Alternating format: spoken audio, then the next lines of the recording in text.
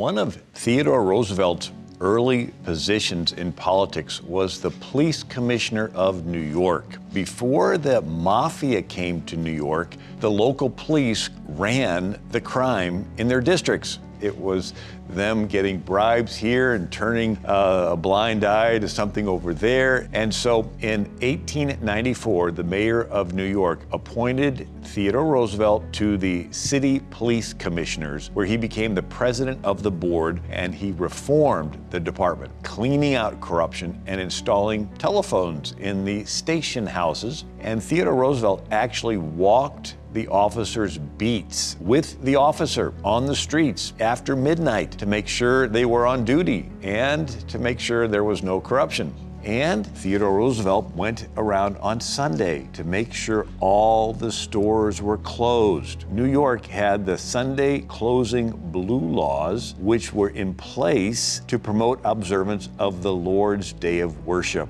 Journalist Jacob Riis of the Evening Sun newspaper wrote in his book, How the Other Half Lives. He wrote of the terrible conditions of the millions of immigrants. When Roosevelt read my book, he came. No one ever helped as he did. For 2 years, we were brothers in New York's crime-ridden Mulberry Street. There is very little ease where Theodore Roosevelt leads, as we all of us found out. The lawbreaker found it out and lived to respect him. For the first time, a moral purpose came into the street. In the light of it, everything was transformed. When William McKinley was elected the 25th president, he appointed Roosevelt as the Assistant Secretary of the Navy. And with the help of Alfred Thahan Mayer, Roosevelt built up the U.S. Navy, especially battleships. On February 15, 1898, the USS Maine exploded in Havana's harbor, beginning the Spanish-American War.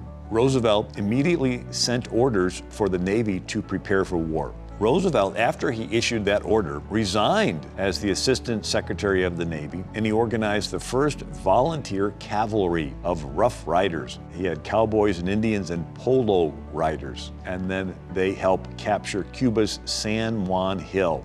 In 1900, Theodore Roosevelt was chosen to be the vice presidential running mate for William McKinley's re-election. When McKinley was re-elected and then suddenly assassinated, Theodore Roosevelt became America's youngest president. He was 42 years old. As the 26th U.S. president, he was the first to invite an African-American, Booker T. Washington, to have dinner in the White House. They had a close relationship and had many, many meetings after that. Teddy Roosevelt got the reputation of a trust buster, breaking up monopolies, such as John D. Rockefeller's Standard Oil Company. Theodore Roosevelt exposed this deep state corruption also in the Bureau of Indian Affairs, the Land Office, and the Post Office.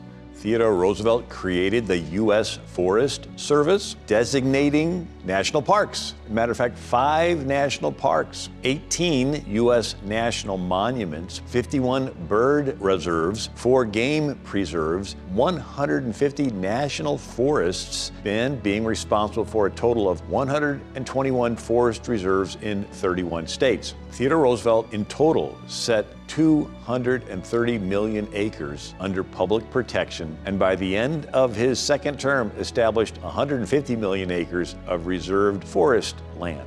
Roosevelt helped Panama separate from Colombia, and he began building the Panama Canal. Roosevelt argued for protection of Jews in North Africa. Ambassador Michael B. Oren noted in Power, Faith, and Fantasy that in Roosevelt's negotiations with Morocco, he insisted they, quote, secured his country's customary concerns in the area, protecting North African Jews from oppression and American merchants from unfair restrictions and fees.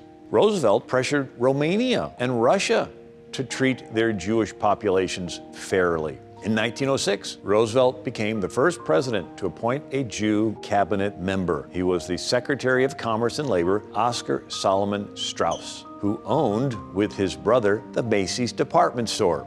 Roosevelt wrote, "I don't know whether you know it or not, but I want you to become a member of my cabinet. I have a very high estimate of your character, your judgment, and your ability. And I want you for personal reasons. There is still a further reason. I want to show Russia and some other countries what we think of Jews in this country." Roosevelt stated, to discriminate against a thoroughly upright citizen because he belongs to some particular church or because, like Abraham Lincoln, he has not avowed his allegiance to any church, it is an outrage against the liberty of conscience. In my cabinet at the present moment, there sit side by side Catholic and Protestant, Christian and Jew, each man chosen because, in my belief, he is peculiarly fit to exercise on behalf of all our people the duties of the office.